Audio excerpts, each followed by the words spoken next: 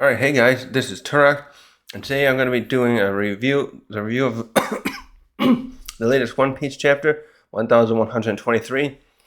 We had a nice little break to try and simmer in it with the other stuff that happened, and now I was hoping we were going to get, this would be the one we're going to get when we see some more of what's going on with the Gorosei and Eam, but no, that's going to be later on, maybe the next one.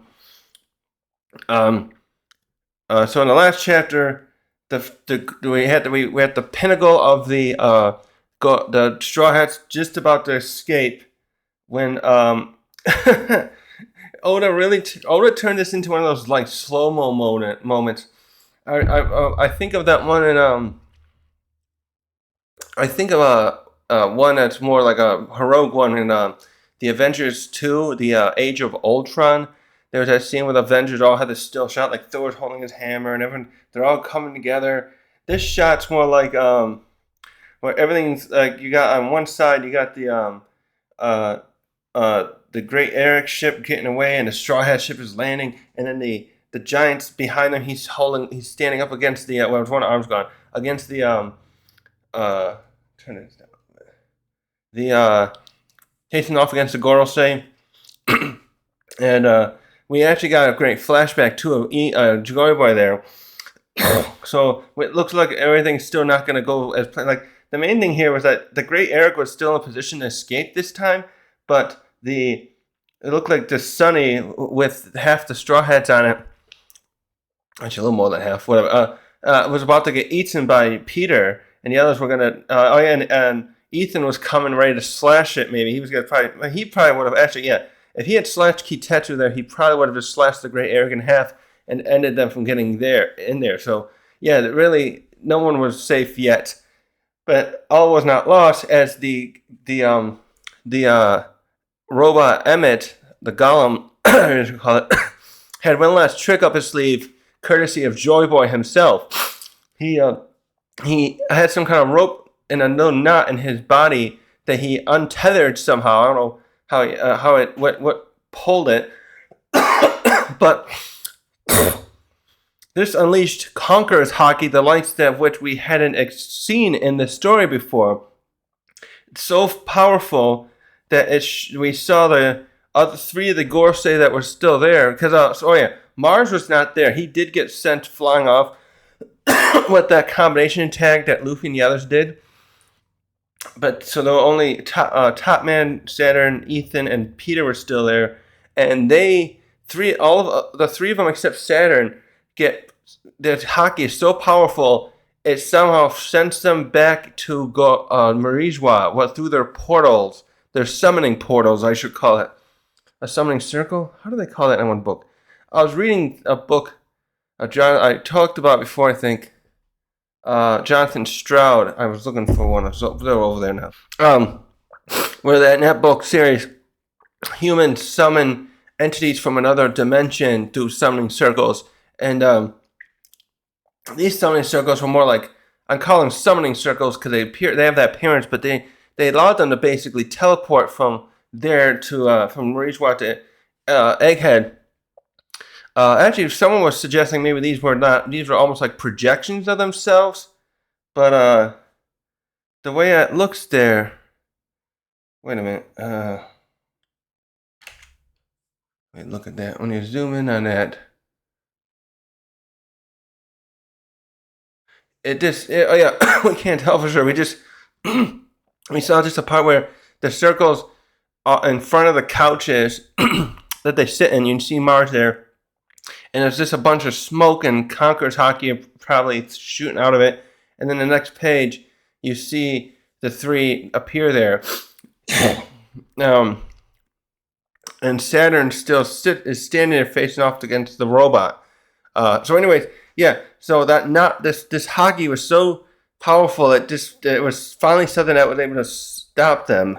Yeah, and we saw this. The chapter ended with a nice flashback showing Joy Boy talking to Emu, they're talking about the knot and how he knew he wasn't going to be around someday. The giant would need that, and he you know what I can see here? I'm seeing similarities to here too with Joy Boy with Roger, and like they, um, when they have some kind of premonitions of the future, and I'm wondering if that's some kind of power. If it's like a power, you could say, if it's one that Luffy might gain someday. Also, meanwhile, we might this new hockey. We don't know what the means of this is obviously yet. We just saw it unleashed in the last chapter. So hopefully, this is something, as I was surmising in the last review of this, that something that might be what Luffy needs to aid him with his fight against Blackbeard in the future. Yeah. So sorry. So the chapter, ended with a great flashback, which I will, like I said, we all are. I said before, others that we're all gonna eagerly waiting what the sound of Joy Boy is gonna be like. By the way, I don't know if Oda's trying to do a scaling of Joy Boy right. I think I did bring this up before too, but I keep looking at this and I feel like Joy Boy had to be like perhaps a giant. This scaling is supposed to show the Iron Giant far away, because if I remember right, like I have to go look at that episode. Anyways, Joy Boy next to the giant looks like he's about the same height as the length of the height of Emmett's head. So maybe he's just giant size because he can do that with his power. If he's using his Nika powers, he can make himself giant. So that could be it, to make it easier to talk to Emmett. That's a question too for the day. Keeps running in my head. Is Joy Boy using the Nika fruit, or is he really Nika and Joy Boy is just his title? Something that's been bugging me with that. So, anyways, let's get to this chapter. So, this chapter is going to be more of like a tying off of events that happened in Egghead beforehand. But I'll get to that in a minute. We start off with the Great Eric getting away. We just see, as we see it from the front, and it's coming away from the Egghead, and you see all the other ships there. So it looks like what happened because of the Conqueror's Hockey, it's rendered the other all the Marines unconscious, so that they can't even pursue the Straw Hats now. Which actually, that was something I was talking about before, right? They were still catching up to him. And they had cannons, of course, so it probably would have been tricky to ward them off. Where's the Sunny? Because the Sunny would be able to use a coup de burst again, but the Great Eric has to wait for the sails has to go at whatever speed it's capable of to stay ahead of them. But now they don't have to worry about that. Actually, you can see the Sunny right there next to it. I didn't even notice that until... So now we see... We hear a radio call, probably from the nearest, what was that, G14? I want a base packet, and it's kind of contact the Marines there. And it keeps going, Egghead Island, please respond, over, what's your status? And yes, we see many of the Marines are all passed out, as you would expect many people to be when they have been hit by Conqueror's Hockey. And the only ones who haven't, we see that, we see one Seraphim, the... S-Snake, she's there looking over that Vice Admiral, the Otter Zone gentleman. She's like, wake up, the Straw Hats escaping, you have to catch them. But he's passed out too. We see Dahl as well, and many other just rank and file members here. And so they're all out of it. So the Straw Hats here, and the Giants are going to have no problem getting out of here. And we actually see that from one of the... we switch to the Giant ship, and we see one of their members who's up there by the crow's nest. He's got a pair of binoculars, of all things. I didn't know they had binoculars that size. He's checking on board of the ships he can see, the Marine ships. And he's like, oh, they're all down. So he's like saying, yeah, we'll be able to escape. So... Dorian Broggy one comments, that's Broggy, I think, right? Oh, wow, that's amazing. And then the other guy, is it Dorian Broggy? He comments that Conqueror's Hockey was even greater than what Red Hair could do. odd though. It didn't seem very hostile. And we just see Luffy nearby laughing. And oh wait, they do show him there. Wait, interesting. Cause they don't show Saturn in this one, I think. So we switch here. We see the Luffy that he's floating up above at the top of the ship, and he yells out, "Thanks for everything, Iron Giant." And all we see of the Iron Giant in this one. Oh, hold on. I was just getting their names. Dory and Bragi. So that one's Dory, yeah. So we just see the last thing we actually see of the Iron Giant is he's just sitting there. He looks like he's turning off. Actually, he just see him smoldering there still, and his eyes just go dark. Actually, what it is, he's got a visor there, and so he we just see that the eyeballs are just with like white lights, looking like they're just off. It looks like he's kind of tipping over there. So when that happens, there just lower this a little bit. Hold on. There you go. Wait, no, I don't want that much. Oh, hold on. I'm trying to zoom this out a little bit. Hold on, just go down a little bit. No, not that much. Oh well, all right. I'll just have to scroll like this. So Dory and Bragi are like, oh, the Giants are basically all celebrating at this point, and Dory says, "Let's get out of here while the getting's good," and the other guy and Bragi just starts laughing. So the other Giants are just like, "Okay, you heard the captains. Let's get out of here." They start running to their stations again. And you still see some on the deck cheering, and they start saying, "We're off to Elbaf." Yeah. So.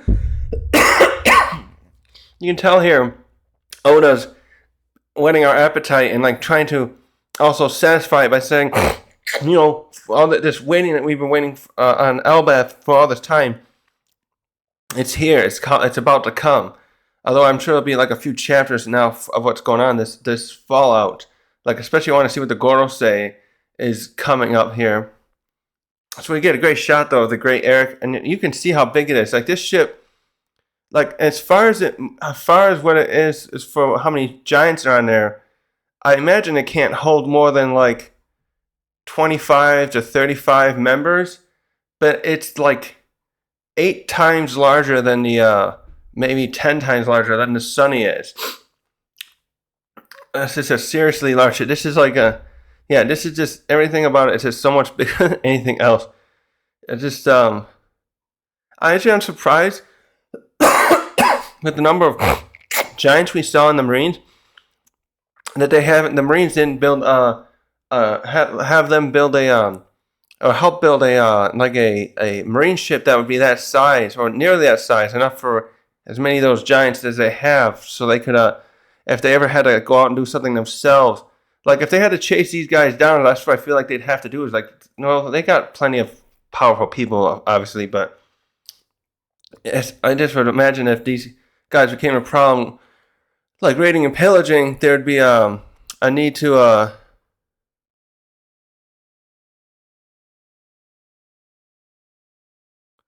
sorry, I was reading the head. They need a special force to pursue these giants. So we get this nice little montage of things of everyone so happy here. We see Bonnie first. She's turned into her normal form. Can't wait for Sanji to realize that. Zoro's there is just like a sigh of relief. Usopp and Chopper are like...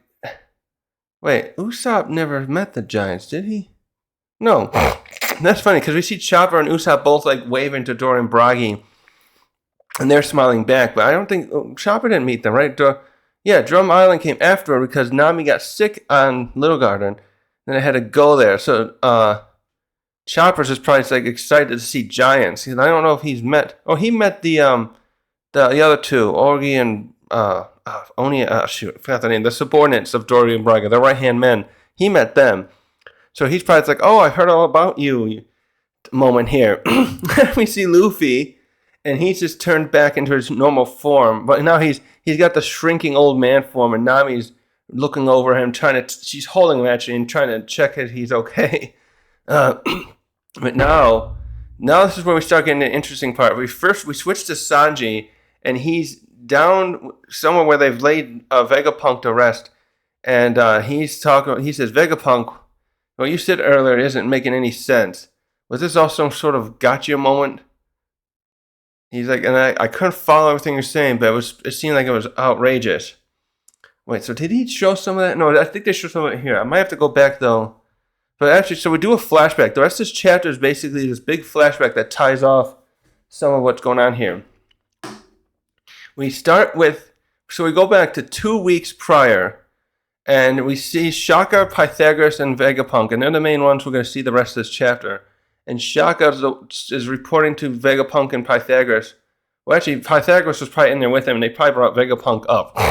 So when I'm saying Vegapunk, I'm going to talk about the Stella here at this point. I'm going to say Vegapunk for Stella, and I'm going to use the other names who have the other two.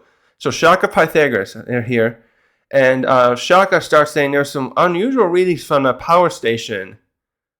And Vegapunk's like, wow, you can say that again. The monitors, let's see. He's talking about something with some technicals of those particle density and neutron fluctuations.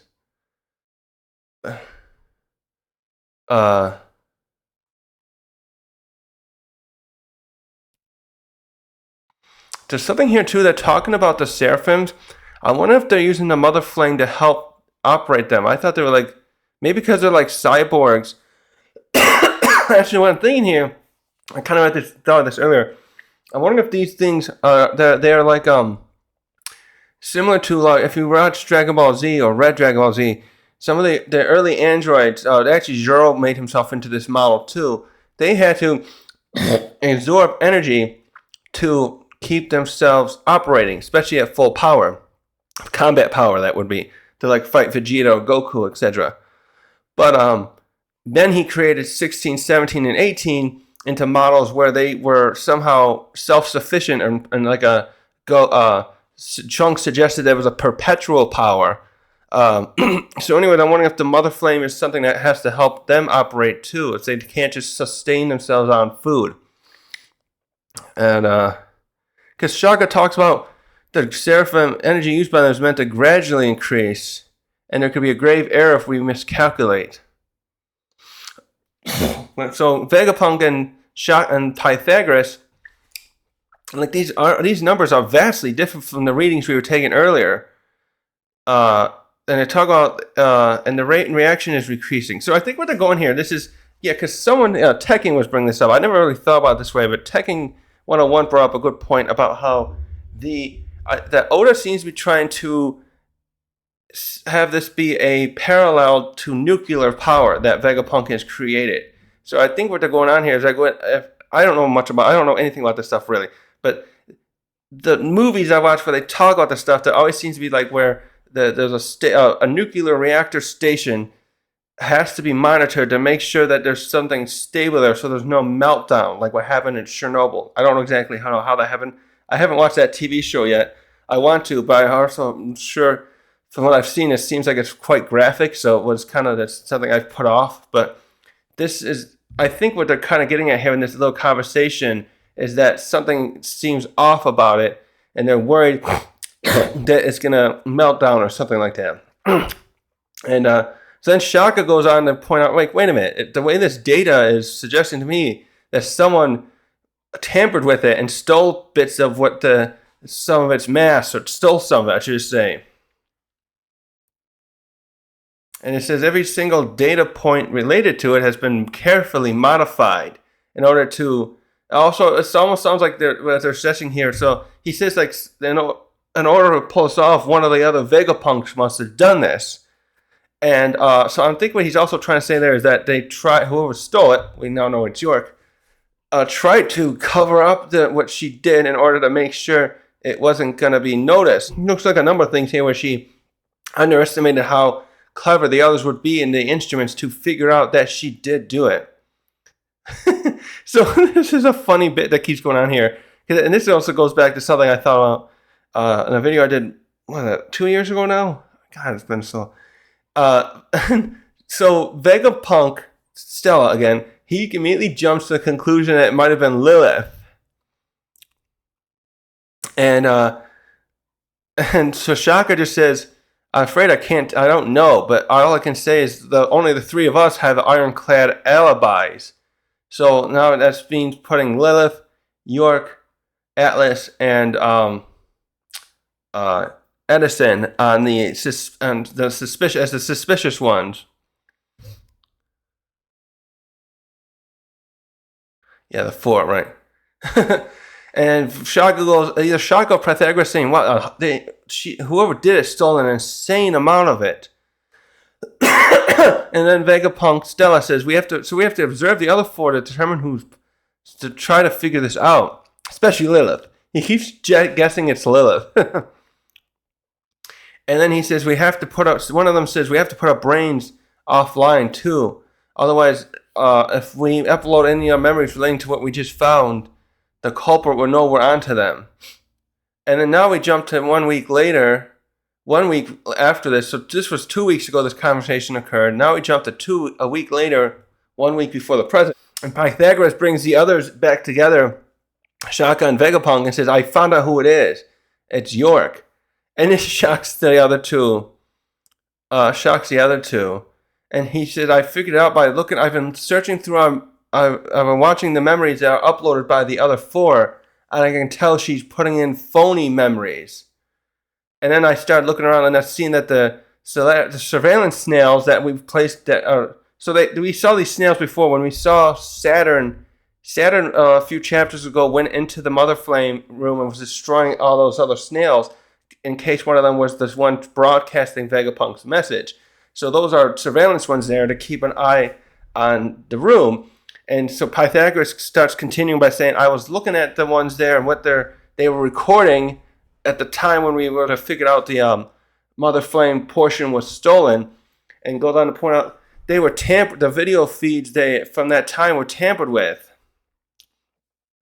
And so Vegapunk's looking at the information he's reading there that Pythagoras has presented, and he's questioning aloud, why would she ever want to do such a thing? And then he apologizes out loud to Lilith. Lilith, this isn't here. They keep this information never gets out. We'll continue that in a bit, but he's like, "My bad, Lilith. I'm sorry wherever you are. I know you're evil, but I thought you were the one to do this." And this is something what I said a moment ago. I had very strong suspicions of her and Atlas, Lilith and Atlas, as being the culprit back before, what would that have been, 1078, I think was the chapter where she was revealed. And I had that whole video where I used the clue reference about who would have done it. And so now Shaka brings up okay, that makes sense, because I was finding evidence that the weaponized sea beasts were being deployed without any of a proper authorization. Okay, let's see. White transponder snail. Wait, which one is that for again? My information, I can't remember well about the stuff with the transponder snails, but Pythagoras brings up this white one, and I'm thinking that's the one to do to make sure no one else was snooping in on her calls to Marijwa. And Vegapunk says, "Okay, let's use this data." So they use what they found with that part to reconstruct they find some of the recordings of the calls in the memory of the snail she used, and they hear the message where she had contacted Marijwa and told them about Dr. Vegapunk of research in the void sensory. And then Vegapunk's listening to it, so they're all listening to it there. We see Shaka standing away, looking up, listening, and Pythagoras is operating it, and Vegapunk's there, and then sitting, and then he's like, "Oh, no wonder Cypher Pole has been snooping around so much." Now, so now we jump to the next day, and this is right the day that now we're getting a nice little timeline. So this is the day that the ancient weapon is used on Lulusia.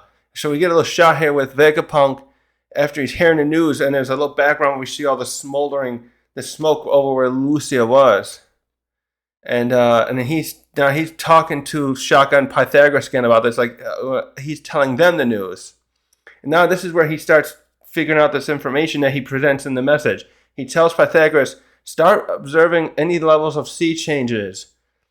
And this is where he's going to reveal something. So he's been withholding some information from these two even about the ancient weapon part. And so Shaka says, do you think the mother flame is part of what happened there?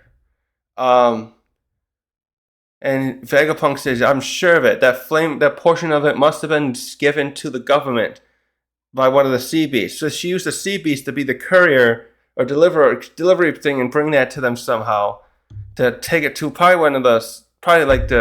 maybe like a cipher pole maybe there's a cipher pole at a base nearby, and she delivered to them. So now he tells them, now this is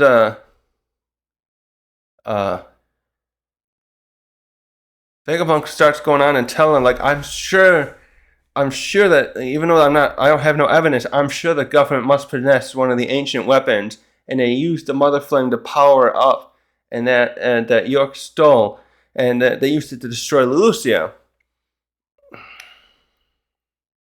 And this part here, he starts getting hard on himself here. He's like, I can't believe I let this happen. Only a fool lets their greed run amok. He's like, oh, right. So he's saying, I personified mine. He's kind of,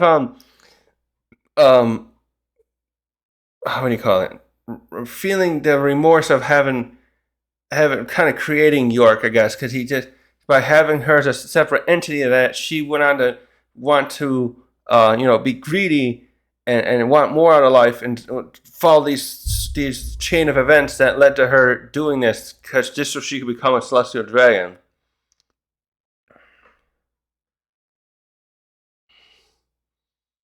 So the conversation continues here, and one of them asks, one of the other two asks Vegapunk, should we just apprehend her now that we have the evidence of this?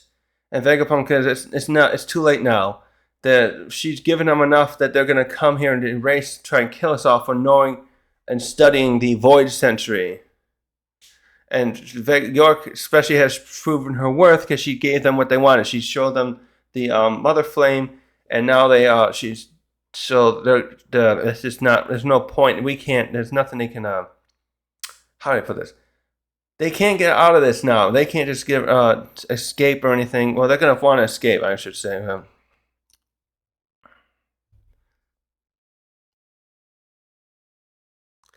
Okay, so he says the best we can do is try to wait and just try and find out what they're trying to do so we can mitigate the damage.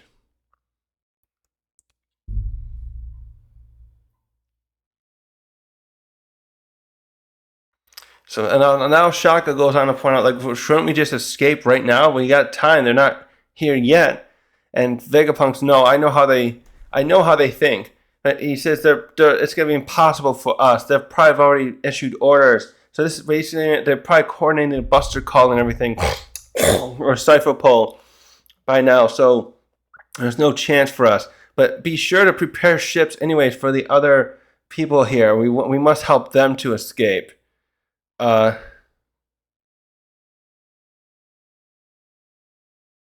Okay. Yeah, he points out, continuing, like, they'll never stop chasing us. Basically, like what's happening with Robin. He's pointing out, like, now we've become like that, and our deaths will be meaningless if we run. He says we're gonna stay here, and he's saying we're not gonna stay here though and let them kill us. We're gonna use our technology and make sure that we let the world know. So now he's talking about how to record the message that we just saw over the last several chapters. So he starts pondering it too. He starts pondering, like, what exactly is the world government? The closer I get, the more shrouded it becomes. And then he says, like, well, anyways, if I must die, I must make sure it's worth it. So and he turns to the other two in this conversation and says, well, I'm sorry for having you two come involved in this. But Shaka says, don't be silly. We're still Vegapunks like you. We would have done the same thing. Well, you can see that these two, even though, which Pythagoras called? The thinker? And Shaka's the good. So it's just like the other two, we still never see Shaka's face, but we see Pythagoras with this. They both basically go with this determined look. Says we're thinking the same thing. We will help you make sure that our deaths aren't meaningless. And this irony here is these two are the first two to die in here. So they're saying, yeah, we know we're gonna have to lay down our lives, and they end up doing so. Though it's very sad that these are all like three dead men still standing, so to speak, in the past. And then we see a little point though where they're now they switch to a part where they're sitting in the room with his with the where his brain is. What do they call it? The punk records, right? And one of them says, "Well, Stella, I don't understand what will constitute death for someone like us." Uh, I think he's trying to get at. My first interpretation of this is that he talk about because of his brain is there, and like will the brain survive if they all die? And I think that's what's going to happen, though, especially. That's the thing too. If Stella, that mainly was the Stella. What will happen when he dies? I guess as long as one of the other York and Lilith are both alive, although Lilith now has been disconnected, possibly permanently from the punk records. At very least, we know. I think she's going to go back though. I'm going to stop a little tangent there. I think that Stella and York are going to have a showdown. I think that's why he didn't kill them all off. Oda's going to have a point where Lilith and York are going to have to showdown, some kind of fight in which Lilith will retain, and take over Egghead and try to, make amends for the shit that York did. I'm really hoping for that. I don't know how long it'll take that. I feel like that'll be toward the end of the story, though. Right now, she's probably going to end up on Elbath with them. And this is an interesting part, too. So the last bit of the conversation we get with them in this moment is Vegapunk tells Shaka and Pythagoras, we must also safeguard our cloud loft technology to make sure we can continue to make artificial clouds. They may be pivotal in saving humanity. Right away, I realized, there's a flood coming, probably now. It's going to be flooding. I think he's saying, this is something funny too, because Doflamingo was making that point to Magellan, like, oh, maybe we have to go somewhere higher. And he probably was referring to the red line, but it looks like that Vegapunk. So I'm wondering if Edison's still alive too, because he was there operating that stuff to help the Straw Hats escape. I have a feeling he's still alive. I bet maybe he will too. We'll have to see. But this is a really good point to bring up. Like, how is that going to be necessary to have that very shortly if the flooding gets worse in a rapid fashion? And how will that change everything that's about to happen? It's just so much there. So now we switch to probably like a different day, and we see York. We see a day where this point we see Vegapunk. He's here sitting on the Iron Giant, on Emmett, the Iron Giant, and York comes over to talk to him. So this is obviously he knows, but he plays it cool. And York comes over to, like, she was looking for him. And like, oh, what are you doing, Stella? And Vegapunk says, oh, this same old, same old. And he's just like talking about, and so he says, and he talks about the Mother Flame. He talks about, like, hopefully we can get the Mother Flame to operate this thing someday. And could it be a breakthrough that would help my dream of creating that ideal energy source? And York's like, oh yeah, I remember that. That'd be an amazing thing for us to achieve. And he says to himself, I pray now it never gets perfected. So now he's like, after what she did and what happened to Lucia, I think Vegapunk at this point is kind of worried about what this was interesting because he was talking to Luffy and Jinbei and Chopper when they first met him in the beginning of this arc, and how he wanted to have energy and end war by having that was his dream. But I'm guessing what he's saying here to himself, because this is thoughts he's having here before he talked to them about it, and he sees now that the Mother Flame itself is not going to be the avenue forward to that dream. So he probably just hope. I don't know why if he couldn't destroy it though. I wonder why he didn't. Like, shut it down, so to speak. Maybe it was just too dangerous to do. But it just seemed like here at this point, several days before the Straw Hats showed up, that he realized the dangers the Mother Flint was after what she did. So now we jump to. Now we have to get a time point. I don't know what day that was. That was because the last one was 6 days before. But now we jump to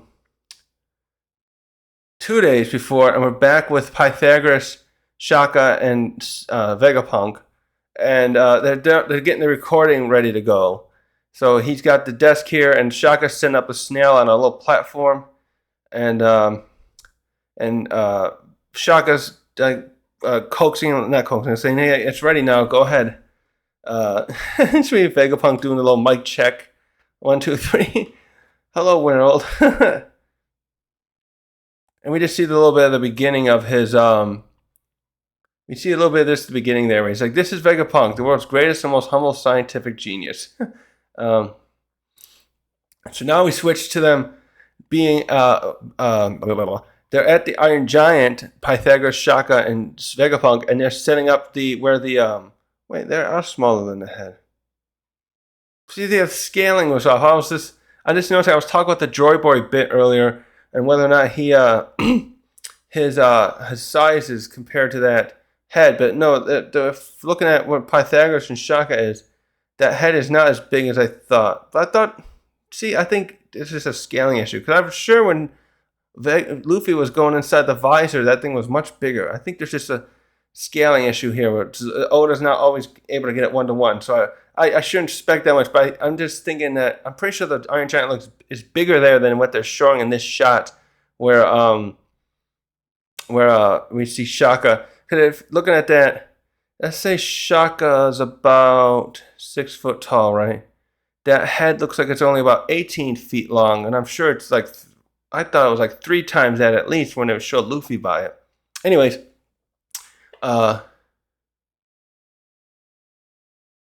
okay, so now they're planting the special transponder snail in Emmett, and he's talking about to the other two about how the world will be so shocked by what we have and probably won't believe us, but they have the right to know.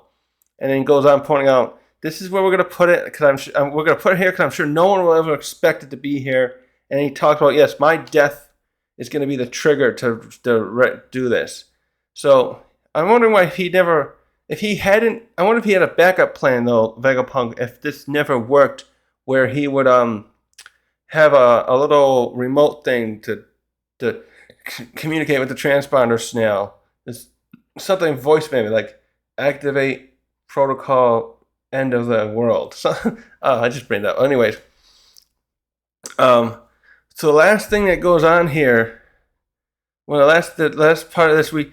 No, that's not the last, but after this is after everything they've had laid out and planned.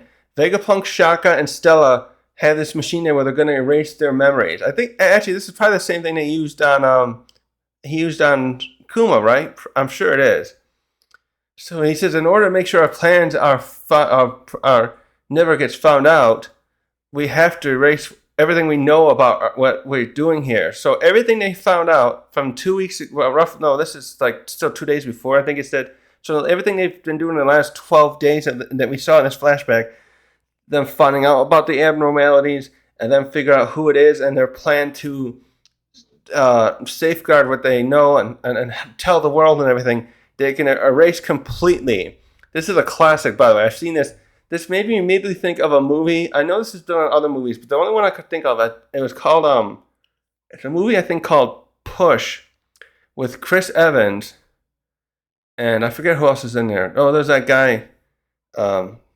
He's in all kinds of movies. The one from Blood Diamond and Gladiator. I can't think of his name. A black guy there. He in that movie.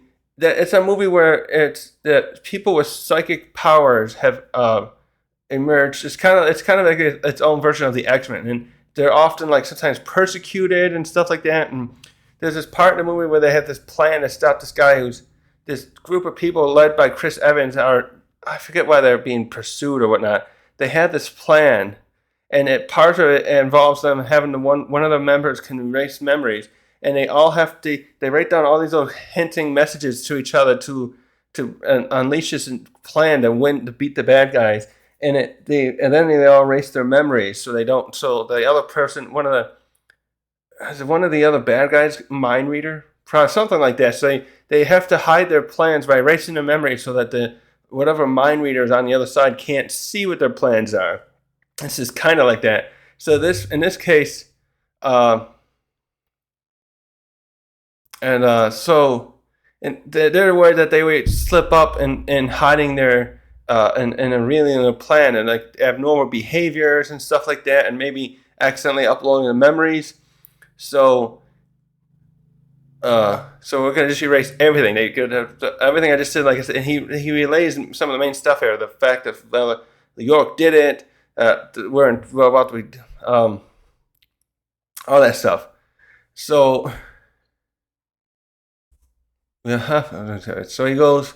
So yeah, Vegapunk goes on and say, well, obviously this will come to a shock to all of us again because we're erasing ourselves from ourselves. But he talks about how they've already created the countermeasures to make sure that everything will still work, so it will still be our victory.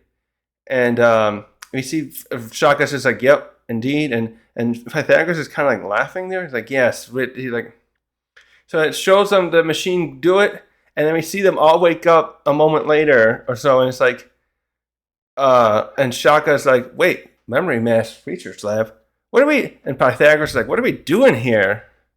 And then Vegapunk finds a letter he wrote to himself.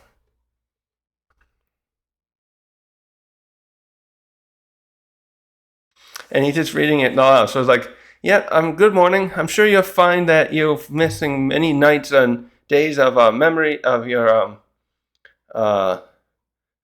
memories, and the only thing I can tell you is that the world government has found out about your research into the void sensory.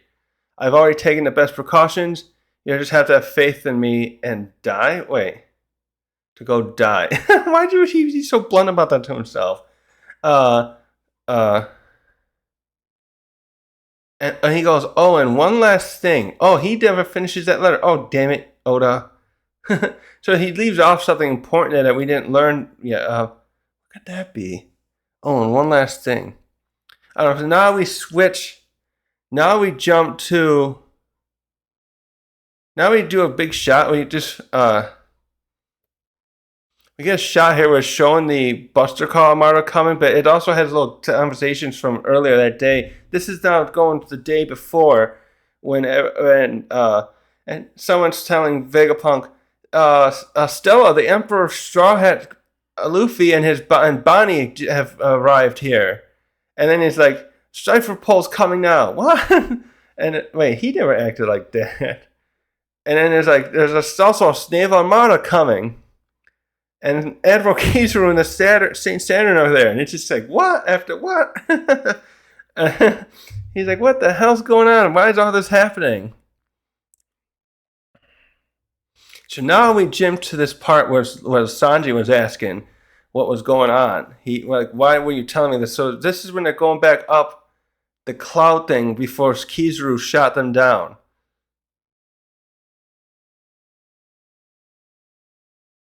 So he's saying, "Oh no, they're going down first. This is when they're first going down to get Bonnie."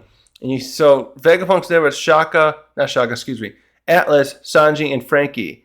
And he goes on saying, "After we rescue Bonnie, you guys I'm going to stay down there, and you guys should just hurry back up with her." And Sanji's like, "Wait, why are you going to do that? You'll die." And he tells him, "Well, you don't need to help me rescue me anymore. I figured out what's." He kind of is going on like, "I have a plan. I've thought about it already. I have to die." So he probably is remembering with a note he just saw from himself like 2 days ago. And he kind of says it here. I believe my death will set something important in motion. So he doesn't know about the message anymore. Sanji's like, "Wait a minute, you're one of the most important people in the world. I can't just let you stay behind and die. This will cause us problems." But he leaves off with a nice message. He says, "Oh, that's what it was. That's why Sanji's confused too, right?" So he says, "One more thing, Sanji, about the One Piece. I want you guys to be the ones who find it." And that's actually, yeah, we're coming right up to the end here. Oops. So we come up to the last bit of the end of that flashback, and we get this nice little panel here where the Dory and Bragi are holding up Luffy and Usopp. And it's right in between where we see Vegapunk saying, "I want you guys to be the ones to find it." The other, they're doing like a little toast to Luffy and Usopp and everyone, and they're saying, "Here's to reuniting with old friends. Cheers!" And Usopp's there cheering up like this, but Bragi is holding up Luffy, but he's still like, "Leave me alone, please. I'll do this later. Let me rest." He's turned into Gear 5 like what, 7, 8 times in this last few hours. He's probably even more beat than he was when he was fighting Doflamingo. He's still even because he held on to Gear 5 as long as possible fighting Doflamingo. Then he had to rest for 10 minutes and do it again. He's really, his body though, his stamina though, must be impressive to be able to go use that so many times. Wait, who is that on Bragi's beard? That Zoro or something? So that's the end of the chapter. Then we get one of those little things where Oda writes a little thing, and it's like this one he's thinking 2 moves ahead, talking about Vegapunk, I suppose. And so that's the end of the chapter. So holy shit. So Vegapunk, so this is a lot to cover. Vegapunk really planned this all out. He figured it out because York was always talking about. That's right. York said a few chapters ago, "How would you know, Vegapunk? You're such a terrible actor or liar. You wouldn't have been able to." How'd you figure out my plan? So York really underestimated the other Vegapunks, as I said earlier. The information should have wiped the information, I guess, better for the logging information that the Mother Flame because they read that right away, and then that led them to look around and start figuring stuff. They found the transponder snail she used. They found the stuff about the sea beast. So Vegapunk was just logs everything in computer. It's like computers log information all the time. And this is like something you see because he's like a big organization. Of course, he'd start logging everything like a corporation with all kinds of records and things to see what's going on. And this is like it was just too easy. Like Vegapunk's not an investigator per se, not like a law enforcement private investigator, that type of stuff. All he had to start doing was looking through all this logging stuff, and Pythagoras figured the part out with that. How did he say that again? He figured out, because he was able to figure out through the memory synchronization with that part and say, oh no, this is phony. That she's putting in phony memories. Probably like about the day she did it. Like, oh, I was just taking a walk after I finished feeding us. I just went over here and, was checking out what they're researching in lab 24A or something. Meanwhile, she was over there up in the Mother Flame and she stole it and just... I like that part too where he thought Lilith must have been the one. I never understood how Vegapunk knew that they had Shaka was saying they had ironclad alibis. Like they knew where they were because they were in the same place. That was a little funny, but it also like they could just check their memories quickly. I guess they can like verify each other's stuff, which is always seems like that's what Pythagoras did to prove it was Lilith. And not Lilith, excuse me, York. So he did pretty good though. He was right there. He had that little conversation with York, and he did pretty good with figuring out. Pretending he was not upset with her, and you're the culprit, you bastard type thing. But he racing the memory. This does create like a cool little like how he knew everything was going to happen and how he had to lay out these plans. But so many factors were so lucky. Like, how did he plan? If Luffy hadn't arrived there, the crew, would he have just let them kill him off, and then probably would have, then just let the message go? What was he like? Would he have told? I guess he would just everything else would have just played out like it did. It's just unfortunately like the only thing I see wrong with this plan is the good thing like Luffy was there is I think Kizaru, with the help of Kizaru, they might have been able to find that snail quickly.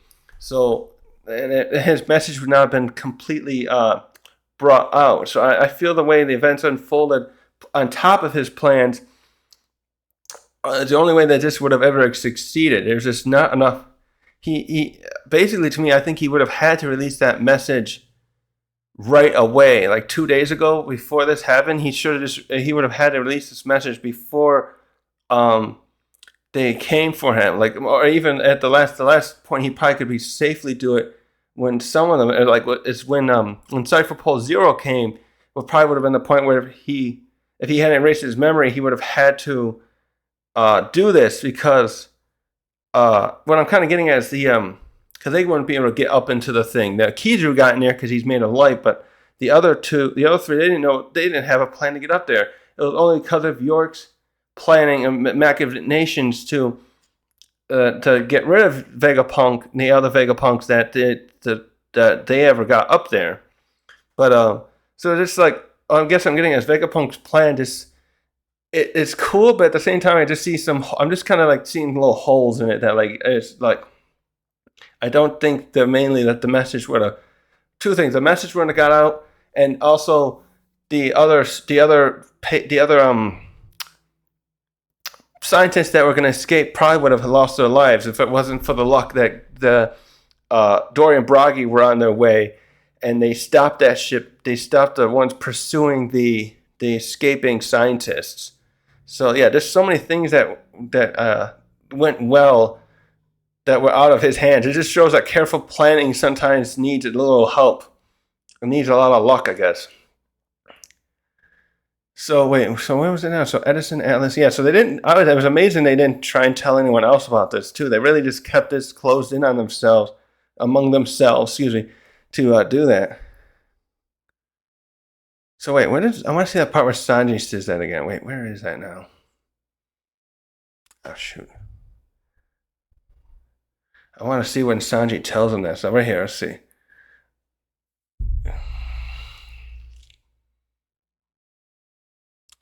I couldn't follow everything you were saying. Yeah, so I want you to be the ones to find the One Piece. Well, now, if he heard some of that message, he should be able to piece some of it together now. About how dangerous the One Piece will be if it's in somebody else's hands and stuff like that. And he told him I was going to die. Yeah, so he told Sanji, I think I'm going to die. So Sanji's probably thinking, like, this is really going to cause us some problems now. And there was moments like that where I do like Sanji. I like when Sanji's like, you can tell because he's more worldly. He's kind of more educated. You could say, no, he wasn't really treated well as a kid, obviously. So I'm just thinking, like, if you told that to Luffy'd be like, okay, I'm not sure what you're talking about. But Sanji, he's thinking normally, what the hell was he on about? What does this mean for the future of us? Same with Nami and Nico, Robin would be like too. Like, there's something. What could he have meant? So Vegapunk got his victory. I like how he said that. It will still be our victory. He did get that, and we still got Lilith. So it will be interesting to see what comes forth of this. But now we got to see what the world. Now what's the world going to think of this? So now I went over that stuff. I made a video about how the world government will try to cover it up. But yeah, this is going to be a lot of headache. The pirate part too is going to be a headache, I'm sure, for the Marines. How are they going to deal with the fallout of this that way? And I want to do a video on this still, but we never saw that. I thought Marco and Stussy. No, the original Buckingham. What's her name? Miss something. We're going to arrive here and help out during this siege, but no, they're probably going to come over and see a smoldering island. And anyway, I'm just jabbering now. So this is a good chapter. I'm glad Oda did this to, like, follow through on what was going to happen and show us how important is that this that he tied loose ends, so to speak, of what was going to happen. So now I just hope he had a contingency plan for his brain, though, because they have this part about what it means to be dead. And they also had that thing about the cloud technology. How is they gonna? Because if they hopefully they, like, that's the thing too. The island was in Buster called. So was that technology? Did they take the blueprints or something of that and send it off with some of the other people, or will Lilith remember them? Because she talks about the importance of that. So we don't know how he safeguarded that. So those are questions that will hopefully get answered at some point. But yeah, I think I'll just end the video here. So thanks for watching.